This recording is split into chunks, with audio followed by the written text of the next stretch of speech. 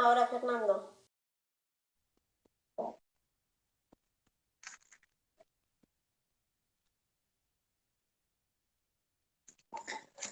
Hola, buenas tardes a todos. Lo prometido es deuda y tras el webinar que tuvimos el pasado 9 de junio sobre el manejo del paciente de edad avanzada, hoy estamos aquí para resolver todas las dudas que quedaron pendientes.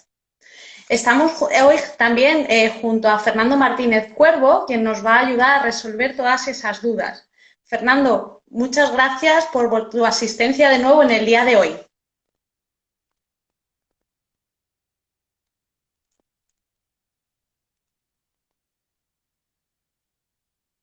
Debe de estar teniendo algún problema, Fernando, para acceder. Vamos a esperar unos segunditos.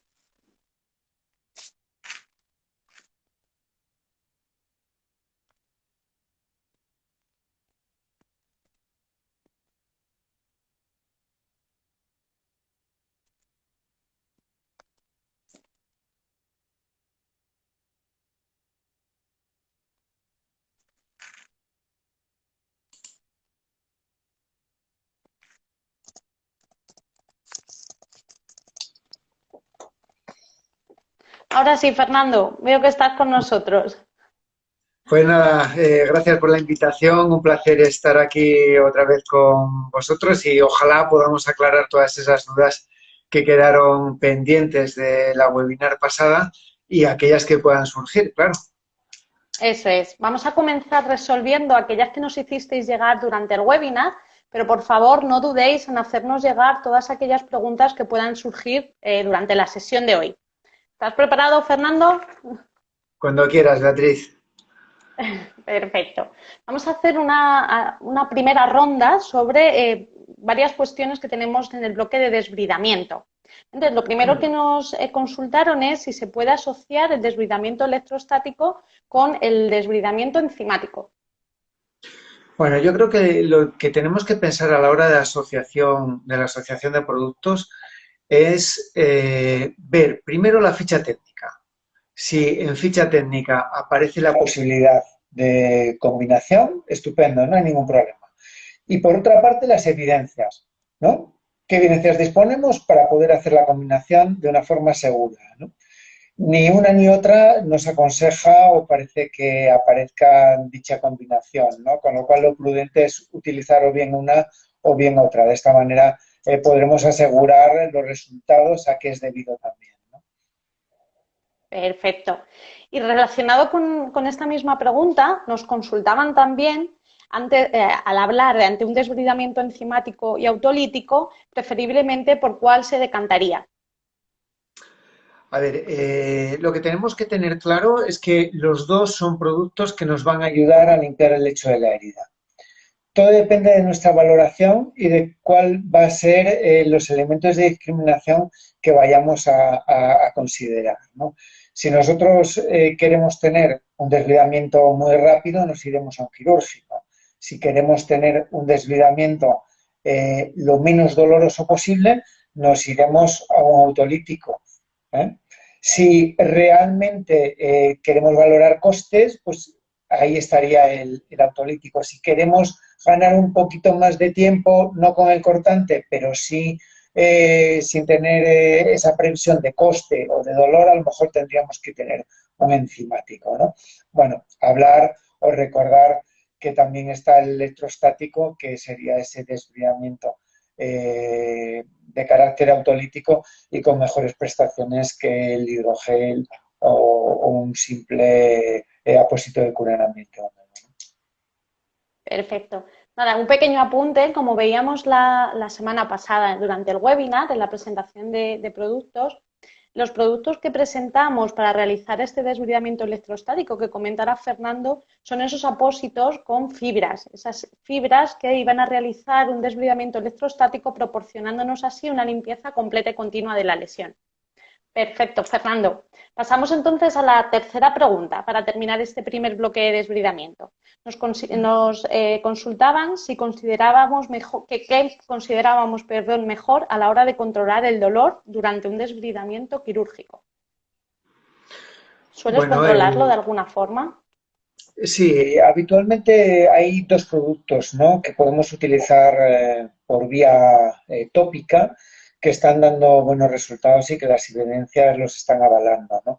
Por un lado sería la pomada Enla, que es un anestésico local y que deberíamos de aplicarla, esperar en torno entre 15 minutos y una hora, a mayor tiempo, mayor capacidad de absorción y mayor capacidad de anestesiar, ¿no? Esa zona. Y lo ideal sería cerrarlo con un film transparente para que realmente se produzca la absorción y podamos después intervenir a nivel de desbridamiento de una manera eficaz y controlando el dolor, ¿no? El otro gran producto es la lidocaína en gel al 20%, ¿no? Lo encontramos habitualmente en soluciones para sondajes vesicales, por ejemplo, ¿no?, pero que son también aplicables sobre piel y sobre el lecho de la herida, y esta lidocaína al 20% conseguiríamos lo mismo, ¿no?, anestesiar la zona y favorecer luego un desbridamiento sin dolor. Con lo cual, cualquiera de las dos puede ser dos buenas opciones a la hora de abordar ese desbridamiento sin dolor. Perfecto. En este caso, hemos respondido las tres que surgieron referente al desbridamiento. Pasaríamos al siguiente bloque, pero nada, recordar a todos los asistentes que por favor, si surge alguna duda, si tenéis alguna pregunta que hacer referente al desbridamiento que no surgiera el pasado 9 de junio o que haya surgido ahora, no dudéis en hacérnosla llegar para poder resolverla, aunque cambiemos ahora de bloque. Vamos a hablar ahora sobre la limpieza y los antimicrobianos, Fernando. La primera Vale. pregunta es, cuando hablas de usar antimicrobianos en heridas con biofil, ¿exactamente a qué antimicrobianos te refieres? Te pediría un ejemplo de ello. Vale. Las guías y protocolos a nivel de recomendación clínica hacen referencia siempre a la plata, a apósitos de plata y concretamente a apósitos con capacidad de liberación de ion plata, que sería el que esa liberación mantenida en el lecho de la herida nos podría estar permitiendo hacer un buen control de la carga bacteriana que ahí pueda existir, ¿no? Tenemos yodos de liberación lenta, tenemos soluciones oxigenadas o superoxigenadas con ácido nitroso. Bueno, hay más opciones, pero realmente la primera opción de elección de un antimicrobiano para el tratamiento bien de la carga bacteriana en general en el lecho de la herida sería apósitos con plata. Eso es. Recordamos más o menos lo que vimos la semana pasada. Muchas veces surge la duda de si un apósito con más cantidad de plata hace más efecto. Recordar que la evidencia muestra que la cantidad de plata que contenga un apósito no está relacionada con el resultado final. Y también me gustaría aquí hacer un pequeño recordatorio a esos 4 pilares de la infección donde encontrábamos el biofil del que estábamos hablando ahora. Esa necesidad de romper, por una parte, esa carcasa polisacárida que protege a esos microbios, a esas bacterias, y la necesidad al mismo tiempo de atacarlas mediante la acción antibacteriana de la plata. ¿Algo más que añadir, Fernando? No, lo importante es la liberación mantenida de esa plata en el lecho de la herida, ¿no?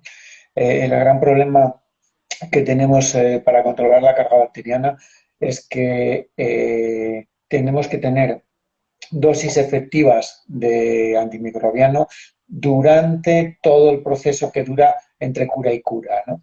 No nos va a servir para mucho, ¿no?, que haya una liberación importante de plata en un momento puntual, sea absorbida o eliminada del lecho de la herida, con lo cual el resto de tiempo estaríamos sin hacer efecto antimicrobiano. Con lo cual lo importante es niveles de plata, pero en el lecho de la herida, en contacto con ese lecho para poder hacer la descontaminación. Perfecto. Hablando ahora de antibióticos, comentabas el otro día que no estaba recomendado su uso local en todo tipo de curas. Nos consultan, o sea, nos preguntan si nos referíamos aquí a todo tipo de curas o solo en la cura de úlceras crónicas. En principio, los grandes problemas que generan los antibióticos locales los van a generar independientemente de si es una cura o una herida aguda o una herida crónica, ¿no? La diferencia entre unas y otras es que habitualmente deberemos de utilizar por ficha técnica ese antibiótico según ficha técnica. Me refiero a cambios cada 8 o 12 horas y en periodos de 7-10 días, no más, ¿no? En una herida crónica estos periodos se alargan en el tiempo, con lo cual no deberemos de utilizarlos. Y en una herida aguda, todo lo que sea pasar las condiciones de ficha técnica será un problema respecto a resistencias, a sensibilidades, y no deberemos de utilizarlos, independientemente de la tipología de herida que estemos trabajando. Perfecto, Fernando. Nos consultaban relacionado con esta misma pregunta si se puede usar un antibiótico tópico en lesiones por uña encarnada. Creo que ha quedado más o menos resuelta, va a depender, ¿no?, del tipo de herida y saber que siempre hay otras soluciones adicionales que pueden sernos útiles en este caso también. Pensar que un antimicrobiano con el que estábamos hablando no es selectivo, con lo cual va a ser capaz de destruir la membrana protectora de las bacterias actuando sobre determinados mecanismos, ¿no? Cosa que cuando vamos a un antibiótico local, este antibiótico local es selectivo, con lo cual va a ser capaz de destruir determinadas bacterias y no otras, ¿no? Con lo cual, estar utilizando un antibiótico local, léase una uña encarnada o cualquier otro tipo de lesión, en este caso aguda, como el que estamos hablando, puede estar suponiendo que estemos controlando una determinada carga bacteriana, unas cepas determinadas de gérmenes y no otras, con lo cual facilitar el crecimiento de esas otras que puedan aprovechar, ¿no?, gérmenes que en principio no serían lesivos a que colonicen y contaminen la herida, ¿no? Con lo cual mejor irnos a un antimicrobiano que tiene un mayor espectro de actuación, aunque pueda ser también lesivo para tejido de granulación, aunque si nosotros nos vamos a fijar en disminuir carga bacteriana para después estimular granulación, vayamos a hacerlo con los productos que sean más eficaces y que podamos tener a mano, ¿no? Perfecto, Fernando. Otra de las consultas era para la limpieza, suero fisiológico, agua destilada o agua del grifo, pero posteriormente en una lesión al final de su cicatrización, ¿se podría aplicar el antiséptico sin problema? Cuando hablamos al final de la cicatrización, si estamos hablando en lo que es epitelización ya, pensar que el antiséptico, por lo que decíamos ahora mismo, no es selectivo. Al no ser selectivo, va a destruir gérmenes y va a destruir también células sanas, ¿no? Con lo cual, si la herida no está epitelizada, no debemos de utilizar un antiséptico, porque vamos a estar retrasando el proceso de epitelización. De hecho, si os acordáis, hablábamos de que uno de los mecanismos que podíamos utilizar para controlar las hipergranulaciones era la povidona iodada, un antiséptico de uso frecuente que lo que está haciendo es quemar tejido sano, disminuir la hipergranulación para luego favorecer una epitelización correcta. Si nosotros no tenemos hipergranulación, pero tenemos un tejido de granulación pendiente de ser epitelizado, si ahí ponemos un antiséptico, este antiséptico también va a lesionar lo que es el lecho de la herida y va a retrasar el proceso de cicatrización, con lo cual no deberemos de ponerlo en esa última fase de epitelización. Y si la herida ya está epitelizada, lo que tenemos que hacer es cuidar muy bien la piel neoformada, ¿no? Esa piel que tendremos que estimular a que se forme bien la membrana basal, a que se engrose y a que genere mecanismos de respuesta para una recidiva, ¿no? Sabemos hoy en día que en las lesiones venosas el 70% van a recidivar, porque esa piel queda más lábil, pero en las úlceras por presión un 24% van a recidivar, por el mismo mecanismo, ¿no? Por muy fuerte o muy bien que quede cicatrizada una lesión, siempre va a ser más lábil que piel circundante donde no había lesión, ¿no? Con lo cual deberemos de protegerla muy mucho, estimularla y cuidarla, pero nunca con un antimicrobiano porque no hay ningún efecto positivo del antimicrobiano sobre la piel sana. Eso es. Y aquí haciendo un breve recordatorio también a los productos que pudimos desarrollar para este refuerzo, esta maduración de la piel neoformada que comentaba Fernando, es donde podríamos aprovechar ese beneficio de Corpitol, emulsión leche o aceite, ¿no? Tanto como prevención para fortalecimiento de esa piel neoformada. Perfecto, Fernando, muchas gracias. Ya que has nombrado los ácidos grasos hiperoxigenados, pensar que estos tienen la capacidad de penetrar a través de las distintas capas de piel y llegar a membrana basal, ¿no? Membrana basal es donde se dividen los queratinocitos y los ácidos grasos hiperoxigenados estimulan la división de queratinocitos, de tal manera que va a haber una mayor producción de queratinocitos, un mayor engrosamiento de la piel y de esa manera reforzar la fuerza tensil que pueda tener la piel ante fricciones o ante presiones externas que puedan existir. Perfecto. Y la última pregunta de este bloque, perdón, de limpieza de antimicrobianos, el otro día hablabas de la instilación bajo la placa. Nos preguntan qué es realmente esta instilación. Vale, a veces tenemos una lesión con una placa necrótica que en piel circundante está firmemente adherida, pero hay alguna zona donde si nosotros metiésemos la pinza habría una oquedad, ¿eh? O es una zona por donde la herida está supurando, eliminando material de desecho, ¿no?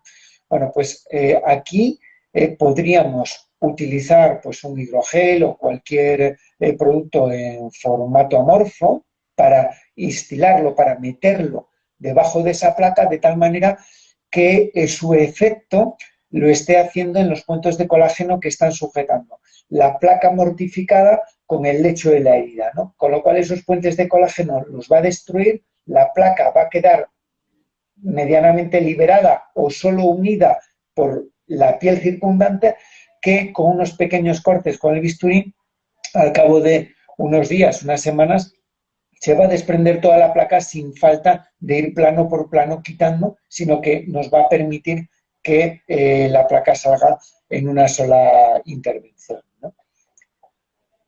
Perfecto, Fernando. Aprovecho porque veo que hay nuevos usuarios. Recordaros a todos que estamos resolviendo las preguntas que surgieron en el webinar del pasado 9 de junio.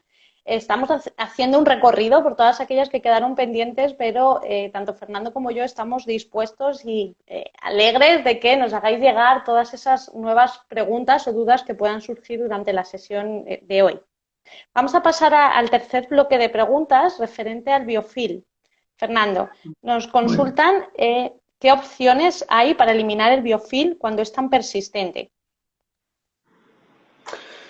Bueno, la filosofía del tratamiento de las heridas basadas en el biofil, lo que nos dicen es que el biofil tenemos que ejercer sobre él un mecanismo mecánico que nos permita eliminarlo, ¿no?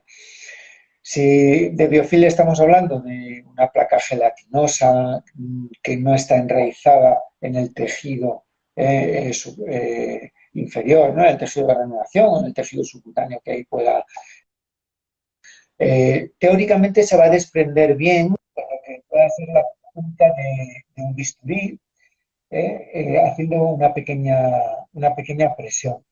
También con una pinza, puesto que al no estar adherido a planos profundos no genera dolor cuando lo presionamos, pero sí es cierto que en muchas ocasiones este biofil es más duro, no se elimina por arrastre, hay que hacer corte e incluso hay dificultad para hacer este corte, ¿no?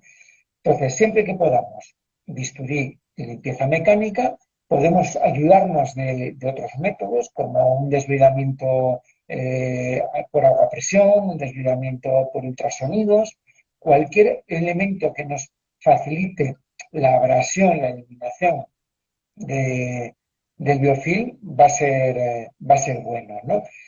no nos olvidemos de lo que pueda ser el desviamiento electrostático y del desviamiento electrostático en combinación con la plata, ¿no? O sea, un orgotín plata nos va a permitir que ese efecto de desviamiento vaya rompiendo las fibras, la protección, el limo, ¿no? que se forma en el biofilm, ¿eh? Y va a permitir el paso de la plata para combatir los gérmenes, ¿no? Con lo cual estaríamos uniendo los dos efectos, ¿eh? Por un lado, la ruptura de la capa protectora del biofilm y por otro lado, el efecto antimicrobiano de lo que es la plata. Perfecto, Fernando.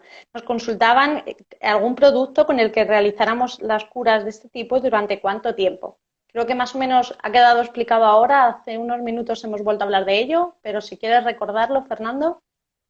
Sí, lo importante de nuevo volvemos a la valoración de la herida, ¿no? Mientras nosotros percibamos la existencia de biofilm, deberíamos de mantener el tratamiento para controlarlo, ¿no? Siempre y cuando, semana a semana, nosotros veamos que existe mejoría. Si hay un estancamiento en el proceso de curación, tendremos que repensarnos que algo no estamos haciendo mal, que algo no estamos haciendo bien, que eso que podamos estar haciendo mal necesita un nuevo abordaje, ¿no? Con lo cual la revaloración va a ser algo importante en lo que es el abordaje del biofilm.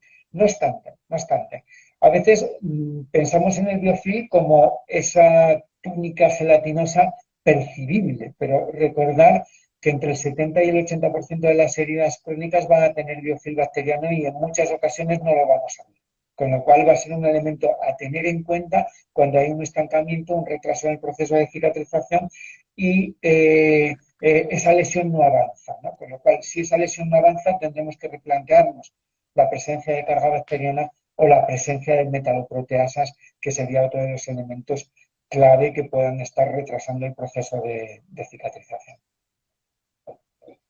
Acababa de quedar resuelta otra duda que nos habían planteado referente a esto. Nos consultaban si hemos de tomar por supuesto que la mayoría de heridas crónicas presentan biofilm y actuar acorde a ello.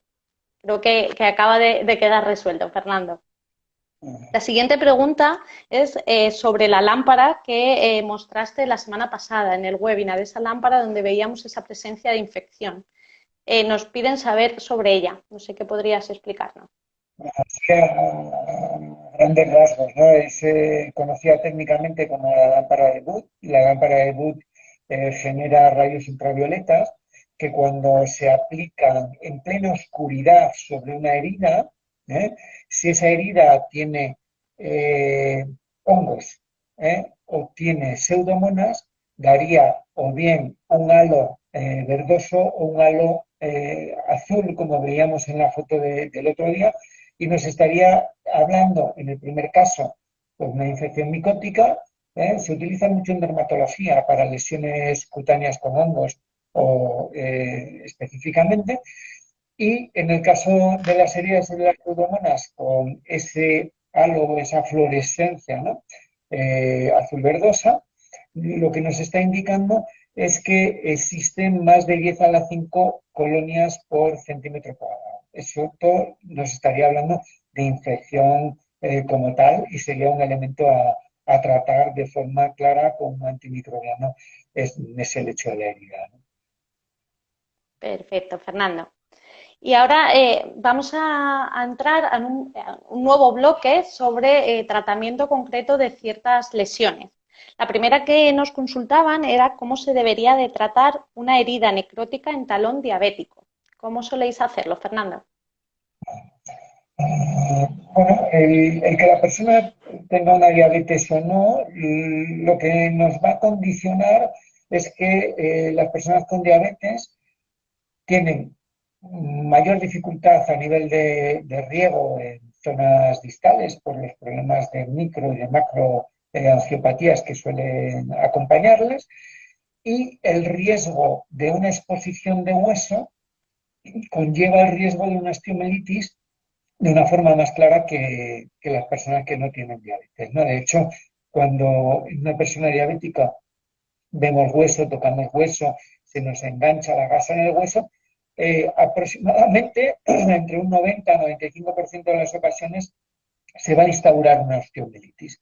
Por eso, cuando hablamos de desbridamiento de una placa necrótica en un pie diabético, tendremos que ser muy selectivos con los tejidos. ¿Para qué? Para limpiar realmente lo que está mortificado, respetar al máximo el tejido sano y evitar exponer lo que es zona ósea con el riesgo que eso conllevaría hacia una osteomielitis. Entonces, un desbridamiento más paulatino, más continuado en el tiempo, controlando sobre todo el respeto de tejidos, el que sea muy selectivo para evitar realmente ese riesgo añadido que tienen los diabéticos. La importancia o posibilidad de elegir aquí un tipo u otro de desbridamiento, como comentabas antes, Fernando. Sí. Perfecto. Relacionado con esta pregunta, nos consultan también cómo abordarías una úlcera por presión en talón con una escara que fluctúa. Bueno, mientras tengamos una úlcera en talón, una escara pétrea, firmemente adherida a bordes, que no fluctúa, nos va a permitir poder seguir momificando esa escara y que el organismo vaya epitelizando por debajo de ella hasta que en principio se va a desprender o bien con una epitelización completa o con una lesión mucho más pequeña que sería si empezáramos el desbridamiento desde cero, ¿no? Desde el primer momento.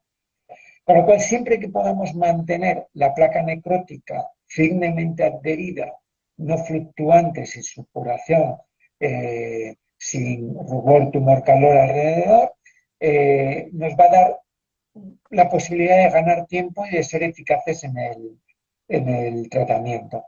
Pero cuando esta placa ya fluctúa, ya hay pérdida de continuidad con piel perilesional, ya hay supuración entre placa y piel, siempre tenemos que eliminar la placa.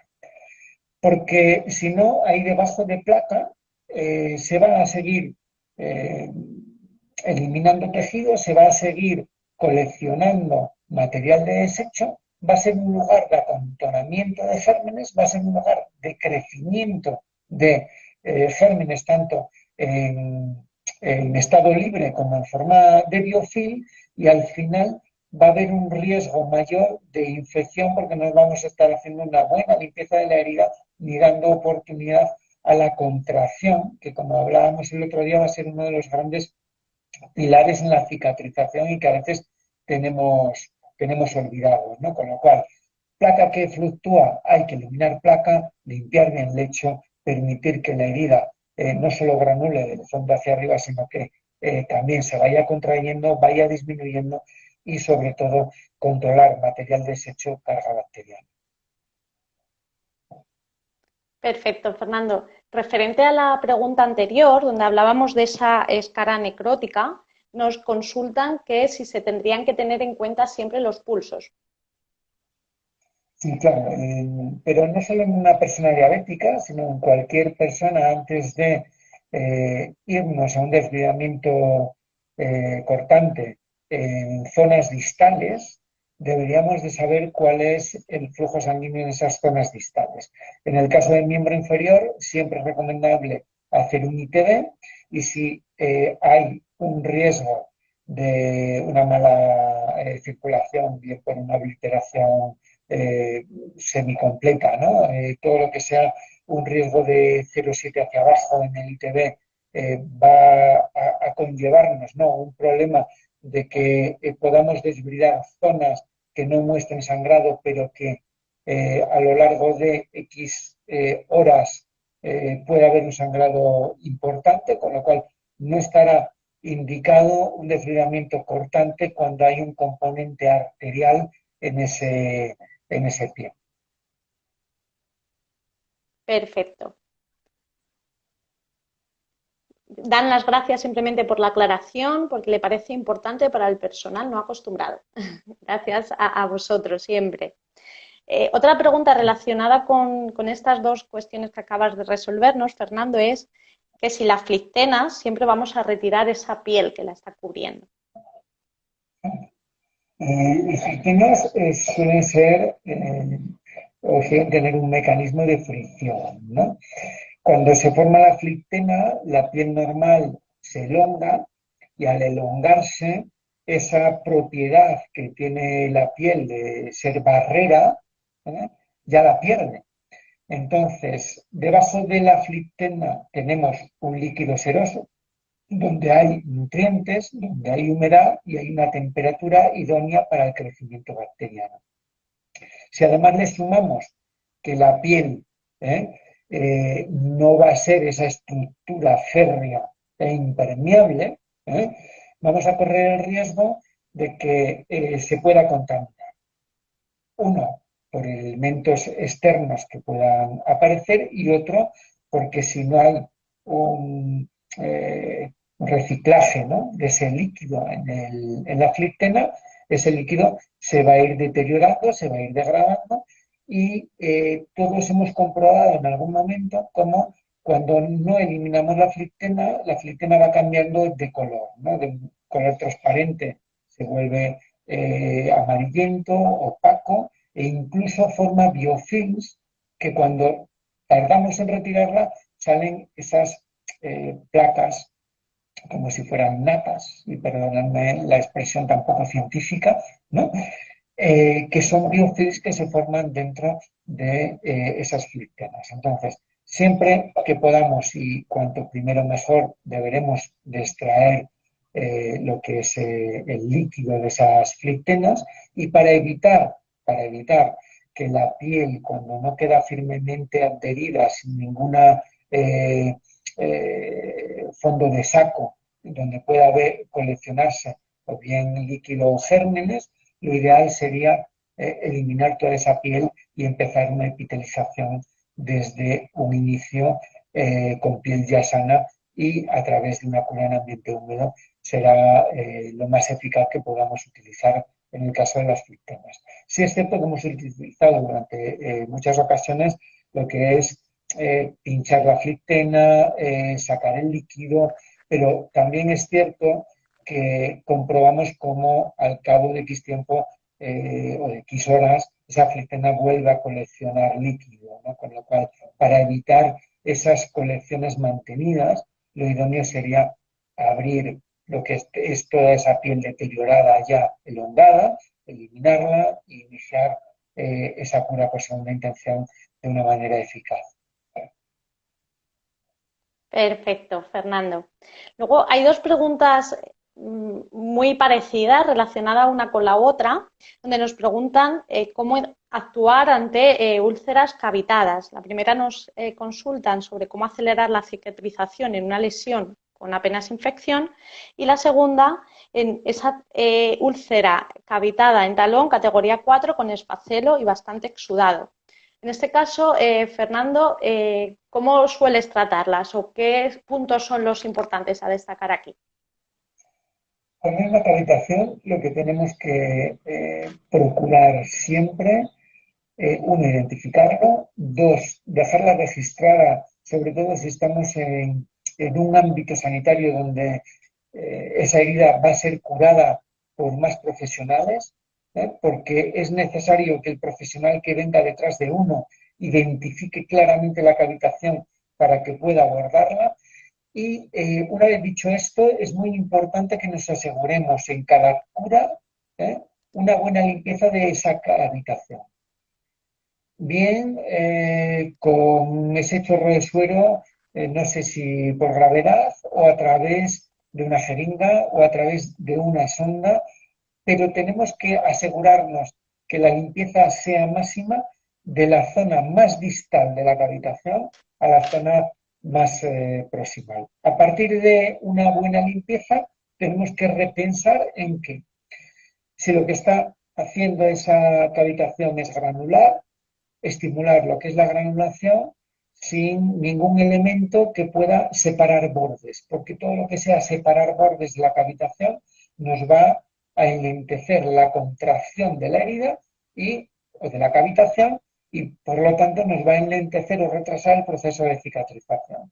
Ahora bien, si estamos ante una cavidad con tejido esfacelado, tejido necrótico, lo que nos interesa es que no solo llegue el producto que nosotros queremos poner al fondo después de que hayamos hecho una buena limpieza, sino que además necesitamos buscar ese punto de drenaje para el material de desecho. Con lo cual, sí, durante esas primeras fases es adecuado el poder facilitar, ¿no?, una distensión de la cavitación para que salga bien todo el material, no haya colecciones de pus o material de desecho en la cavidad y que pueda sobreinfectarse además de ser material de desecho, ¿no? Con lo cual, limpieza y asegurarnos luego de que el producto que vayamos a utilizar llegue al fondo y permita la eliminación del material de desecho.